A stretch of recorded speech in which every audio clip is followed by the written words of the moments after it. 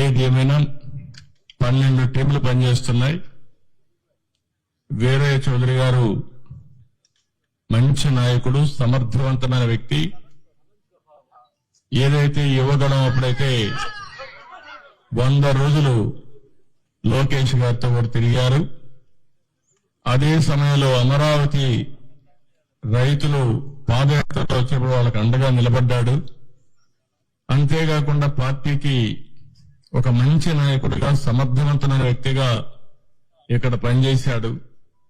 ఈ మండలంలోనే ఒక 10,000 ఓట్ల మెజార్టీ సాధించే పరిస్థితిలో ఆయన ఉన్నాడంటే ఎంత మంచి నాయకుడు మనం అర్థం చేసుకోవాలి. ఆయన ఎన్నికలప్పుడు నేను ఇక్కడ చూడడమే కాకుండా చీరాల కూడా చూసుకోమంటే ఇక్కడ చీరాల 2 సమర్థవంతంగా చేసి 2 గెలిపించే పరిస్థితికి వచ్చారు. అలాంటి మంచి నాయకుడిని రోజు కోల్పోవడం చాలా బాధేస్తుంది. అదే సమయంలో తెలుగుదేశం ప్రభుత్వంలో ఇలాంటి ఘోరాలు జరగడం చాలా జీర్ణించుకోలేకపోతున్నా.